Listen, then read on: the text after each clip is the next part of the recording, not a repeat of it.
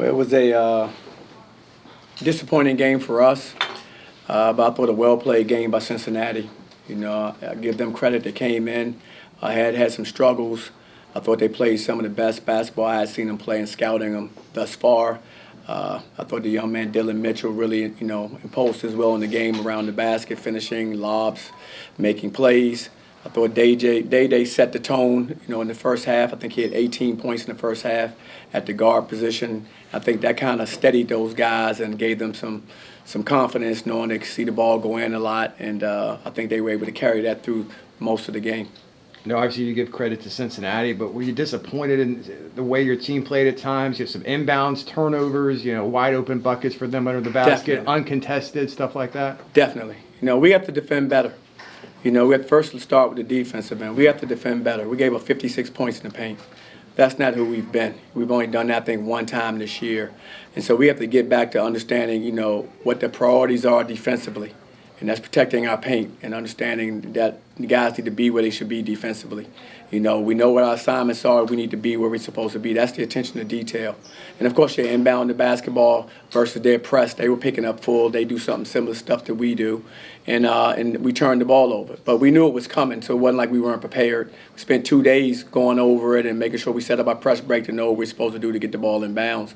Like I said, give them credit for not allowing that to happen the way we wanted it to, but our guys knew exactly what we were supposed to do as far as getting the ball in bounds. So, attention, again, both sides of the ball, just the attention to detail has to be there. You can't be out there, loose or not as focused as you need to be on every possession.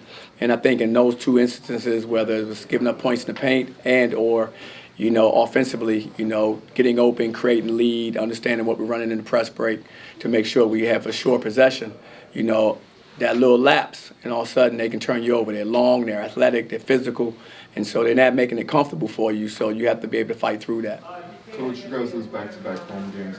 How disappointing is that you couldn't defend home court during this 2-game home stretch? Very disappointing, very disappointing. We talked about that in the locker room after the game. Just very disappointed in the fact that, we've got to be better.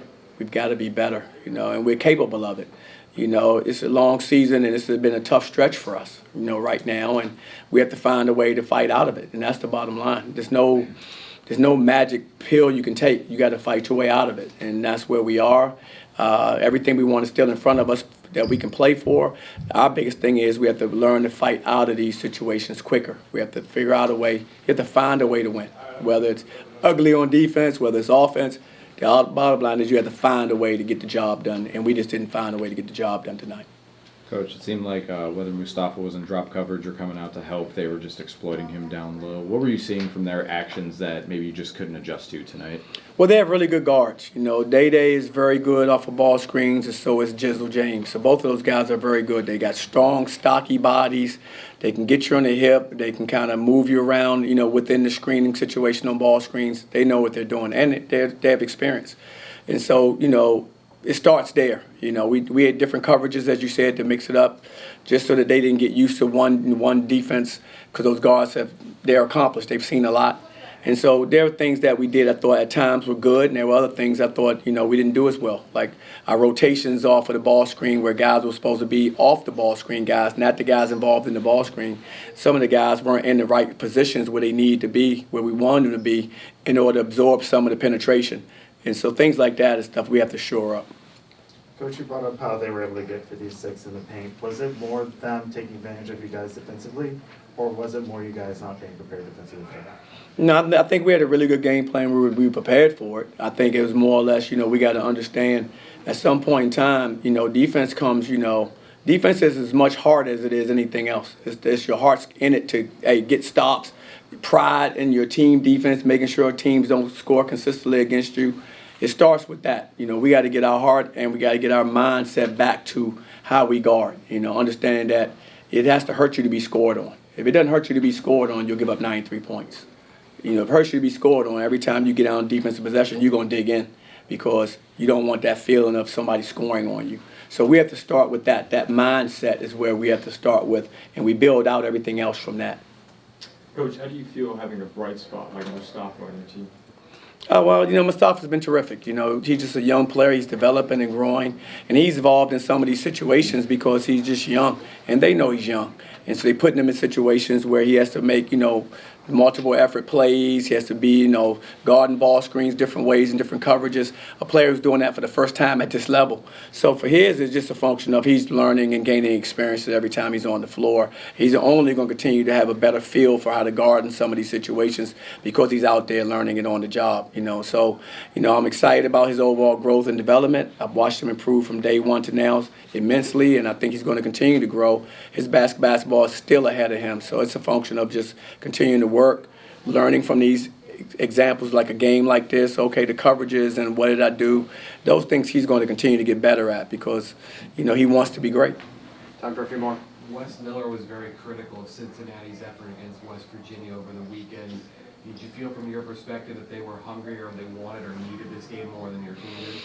I don't think they came to the game wanted or needed any more. I think we opened up about a 6 or 7 point lead in the first half, and then we turned it over a few times. I thought we took a few ill-advised shots, and that gave them some momentum coming back, in the second half. So we came out ready to compete.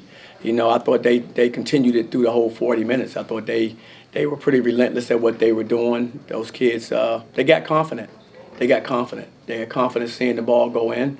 And that's the nature of this game. When that happens, you have to do something to cut that off. And we just did not cut that off tonight. We didn't stop them and make them uncomfortable enough. And that's typically what we do defensively. We make you uncomfortable by how we guard. And I thought they were comfortable, through, a good portion of the night. Coach, your team dominated on offensive rebounds, 17-7 there, but that translated into only a 3-point difference in terms of second chance points. Just what were you noticing in those situations tonight? I thought we did a good job of hustling and, trying to make extra plays for our team. That's hence the 17 offensive rebounds. But again, they're very long and physical, so we were able to get the rebound, but then scoring the basketball with Bandango under there, with Dylan Mitchell under there, and some of their 6'7", 6'8" wings under there, it's not going to be a clear shot at the basket more than likely. And if you throw it out, they have, long guards and guys that can cover ground out there too. So I think we didn't get a lot of, second chance points in large part because of them. I thought we did a great job of rebounding it, but, we didn't have clear shots after we got the rebound. We didn't have clear angles at the basket to finish. And when we threw it out, I think we got 1 or 2. I think DJ may have got 1 or 2 good looks. Other than that, they were contested. Cincinnati's been booed at home. You guys got it tonight. Do you coaches compare stories? Do you think people maybe don't appreciate how brutal this league is with any game? There's no cupcakes. No, absolutely. There's definitely, it's an amazing conference. It's every game is like an NCAA tournament game. And I've spent my life playing this game, and that's what you feel when you're playing each one of these conference games. And it's a great feeling because you like to compete, and we love to compete. And, our crowd, disappointed. I'm disappointed. We all are. We have to be better. I'm a no excuse guy. Our crowd and our fans have been amazing. They've been giving us a lot of support. I don't think we'd even be in a position to win if it hadn't been for them being a part of what we're doing. So absolutely, we have to perform better in front of our guys, our crowd, our fans, our student section. We believe in them, they believe in us, and so disappointing. And so if you hear something like that, I don't really. My mind is on our team, so I didn't really hear anything. But if you do. It comes from a place of because they care. They care. Last two. Coach, UCF just couldn't really get steals tonight. It's the lowest steals number you guys have put up since the Houston game. Was it what Cincinnati was doing right, or was it something that you saw? Well, it's a few things. One, they have good guards. They have guards that are, really good with the basketball. It's hard to turn those guys. Those guys are really accomplished, like I said before. They're shifty, they're crafty with the basketball, so it's, hard to turn them over in that regard. And, what we're doing with our defensive schemes.